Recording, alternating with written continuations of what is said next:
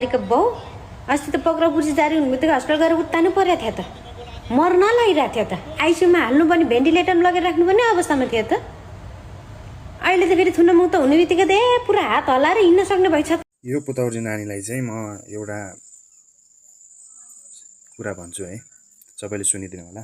यता त मलाई नराम्रो नसोच्नु होला, नराम्रो सोच्नु अगाडि मेरो प्रोफाइलमा गएर हर भिडियोमा म किन आलोचना विरोध गरिरहेको छु त्यो भिडियोले प्रुफ बताइरहेछ, दुःख व्यक्त गरिरहेछ कि त्यो भिडियोहरूले। तपाईँ त्यति त बुझ्नु होला, तपाईँहरू मान्छे भइसकेपछि एउटा नेपाली चाहिँ हो भने है।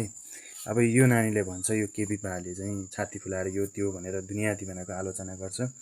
अब यहाँ मेरो एउटा कुरा के हो भन्दाखेरि, हो हिजोको दिनमा करप्सन धेरै थियो यिनीहरू हुँदाखेरि होइन, यिनीहरू हुँदाखेरि धेरै गडबड थियो अवस्था होइन, राजनीतिक खतमै भइसकेको थियो।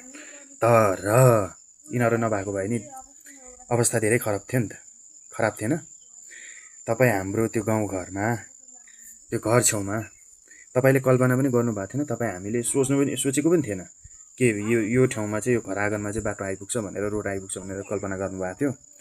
यही केपी ओलीहरू सरकारमा, प्रचण्डहरू सरकारमा हुने बेला त्यो बाटोहरू आइपुग्यो हो क्या, याद छ केही? अहिले तपाईँको घर छेउको त्यो ढोकादेखि तलतिरबाट मासतिर त्यो बाटो नै 10 ठाउँमा जोडिएको बाटोहरू काठमाडौँसम्म आउने छ क्या। एम्बुलेन्सलाई यति सुविधा पनि छ।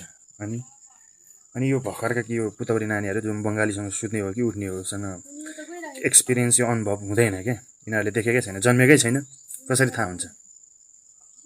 अनि तिमीहरू अनि यो केटीलाई करायो भनेर मलाई कराउन आउँछ, मलाई कराउ फरक पर्दैन, तर जुन विषय सही हो त्यो त बोल्नु पाउनु पर्यो होइन, तर त्यो विषय सही होइन क्या, बुझेर बोल्नु पर्यो, त्यति हो मेरो कुरा।